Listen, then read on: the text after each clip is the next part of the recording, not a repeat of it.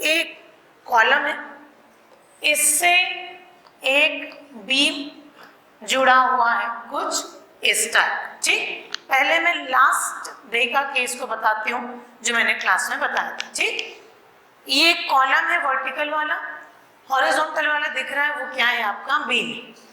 अब इसमें दो लोडिंग दिखी जो मैं लास्ट क्लास में बताई थी, उसको बता रही हूँ। एक लोडिंग है डाउनवर्ड आता हुआ P, एक लोडिंग है अपवर्ड जाता हुआ P, और यहाँ पर आपके 4 रिवेट्स और ये उसका CG पॉइंट है प्लस। आपको ये डिस्टेंस दिया हुआ है, कितना दिया हुआ था लास्ट क्लास में? ये डिस्टेंस 180, ठीक, और ये 240 था क्या? ये है 240 और ये डिस्टेंस कितना है? 180 mm ये दिया हुआ। ठीक, आपका यहाँ से एक्सेंट्रिसिटी कितना दिया है? 200, ठीक, 300 mm, और यहाँ से भी एक्सेंट्रिसिटी सेम है 300 mm।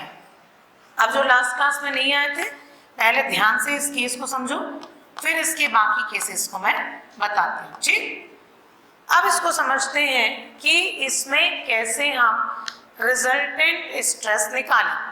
सबसे पहली बात, आपको इसमें कितने रिवेट दिख रहे हैं? 4, या कितने बोल्ट दिख रहे हैं? 4।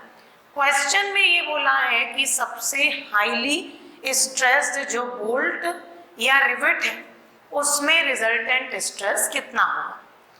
नियम के हिसाब से एग्जामिनर को बता देना चाहिए था कि कोई भी एक नंबर का जो रिवेट है वो सबसे ज़्यादा स्ट्रेस होगा, उस पर निकालो, बट उसने क्या किया? हमारे ऊपर छोड़ दिया। अब हमारे ऊपर छोड़ दिया तो हमारी ड्यूटी यहाँ पर बढ़ गई कि किस रिवेट में स्ट्रेस सबसे ज़्यादा आ रहा है उसको खोजना, फिर उस पर स्ट्रेस निकालना। तो खोजने का तरीका बिल्कुल सिंपल है, आप सेंटर पे हाथ रखो, सेंटर पे हाथ रखो, एक बार राइट साइड को देखो, एक साइड देखो लेफ्ट साइड। राइट साइड में कितने रिवेट है? 2 रिवेट। कितना लोडिंग है? 1। लेफ्ट साइड में कितना रिवेट है? 2 रिवेट। कितना लोडिंग है? 1। दोनों लोडिंग का डायरेक्शन अलग अलग है। डायरेक्शन क्या है?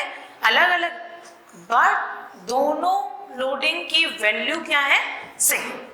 वैल्यू सेम है, रिवेट सेम है, तो हम ये मानते हैं कि चारों में से कोई भी रिवेट स्ट्रेस ज्यादा हो सकता है। कोई भी रिवेट, चारों के चारों में से कोई भी को आप हाईली स्ट्रेस ले सकते हैं। अगर ये सिचुएशन ऐसी होती कि उधर P होता, इधर 2P, तो हम ये मानते कि इधर पे लोडिंग क्या है? ज्यादा है, और ये वाला या ये वाला रिवेट सबसे ज्यादा स्ट्रेस्ड। अगर इसके अलावा कोई और कंडीशन बनती जो कि आगे देखेंगे, तो हम उसके हिसाब से स्ट्रेस को चेक करें। अब इसमें पहला तरीका F1 को निकालना। F1 क्या होता है? Total load divided by number of rivets. अब थोड़ा ध्यान देंगे इसमें, ठीक, ध्यान देंगे। आपका इस कंप्लीट सेक्शन पे या स्ट्रक्चर पे टोटल लोड कितना आ रहा है? एक लोड आ रहा है P डाउनवर्ड, एक लोड आ रहा है P अपवर्ड। डाउनवर्ड को लेंगे पॉजिटिव, अपवर्ड को लेंगे नेगेटिव। तो इसको ऐसा लिख सकते हैं क्या? डाउनवर्ड को पॉजिटिव, अपवर्ड को नेगेटिव, और टोटल रिवेट कितने हैं? 4। तो ये कितना हो जाएगा? प्लस माइनस यानी 0। F1 की वैल्यू हो गई 0। ठीक, जिनकी फर्स्ट क्लास है थोड़ा पेशेंस रखोगे, क्योंकि ये सेक्शन जो है इसका बेस मैंने पिछले 2 क्लास में बनाया, धीरे से क्लियर होगा आपको। ठीक, अब बनाते हैं F2। F2 क्या होता है? फॉर्मूला होता है PRI divided by summation of RI square. T होता है ट्विस्टिंग मोमेंट, RI होता है radial distance, summation of RI square मतलब रेडियल डिस्टेंसेस के स्क्वायर का समेशन। ठीक, तो अभी हम क्या करेंगे? पहले हम देखेंगे कि कौन सा रिवेट सबसे स्ट्रेस्ड है। तो हमने देख लिया, किसी को भी लो, सबका स्ट्रेस क्या है?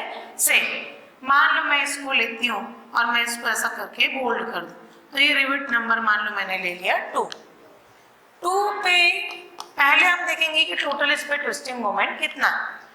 मोमेंट की वैल्यू होती है force into perpendicular distance. Moment is equal to क्या होता है, फोर्स इनटू परपेंडिकुलर डिस्टेंस। हमेशा मोमेंट को सेंटर के अबाउट लेंगे। ये सीजी है, सीजी के अबाउट ये पी, पी इंटू मान लो मैं इसको लूं ई, तो पी इंटू ई ये कैसा चलेगा, क्लॉकवाइज। ये कैसा चलेगा, क्लॉकवाइज। तो टी की वैल्यू पहले आ जाएगी पी इंटू ई। कैसे चलेगा, घड़ी की दिशा में एरो को पकड़ के चलाना, ये एरो को चलाओ, ये ऐसा चलेगा क्लॉकवाइज। आप ये सीजी पे हाथ रखें, आप देखेंगे दूसरे लोड को चला के, तो सीजी पे हाथ रखा, दूसरा लोड का एरो चलेगा इस टाइप से, और ये भी बिल्कुल कैसा चल रहा है, क्लॉकवाइज।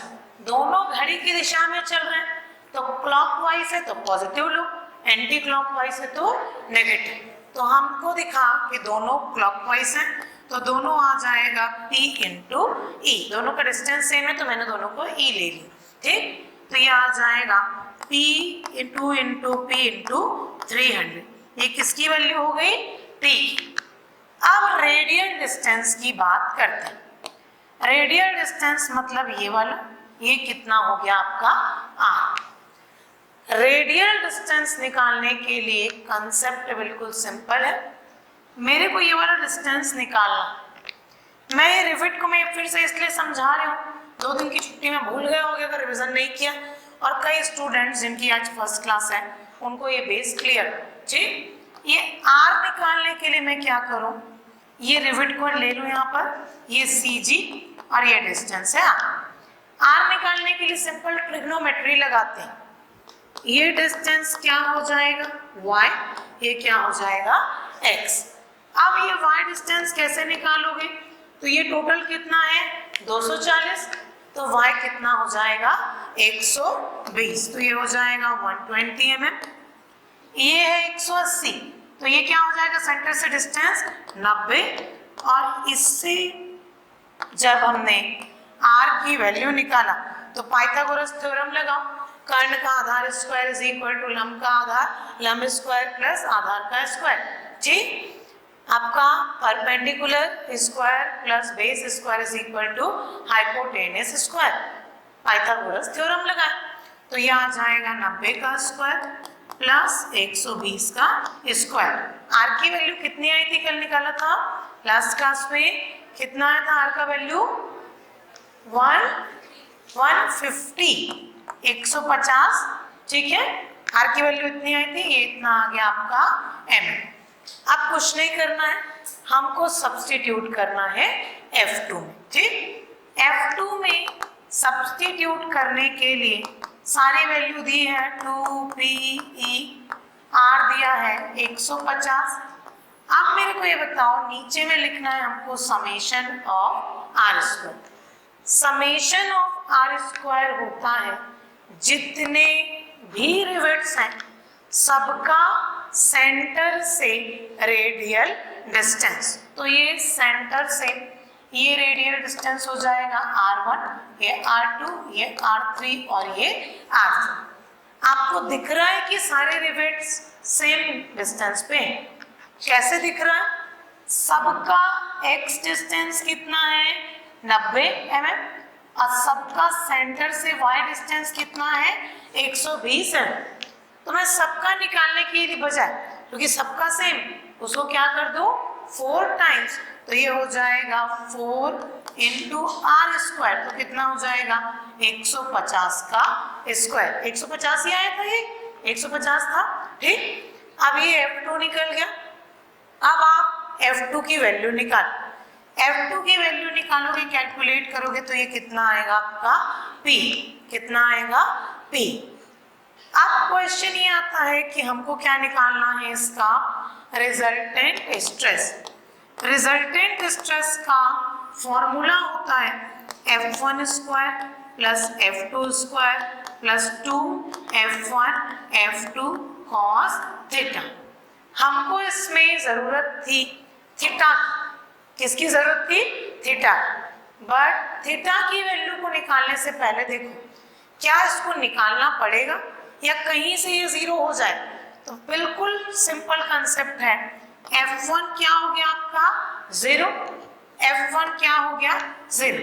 अगर F1 0 है तो cos थीटा भी क्या हो जाएगा इसके साथ 0, तो इसको निकालने में मेहनत करने की जरूरत नहीं है। तो FR की वैल्यू क्या हो जाएगी अंडर रूट F2 स्क्वायर, तो ये हो जाएगा F2 और वैल्यू कितना आ जाएगा P। तो ये था resultant stress in any stress derivative. तो आंसर आएगा इसका कितना P। कितना आंसर आएगा P। क्लियर है सबको? समझ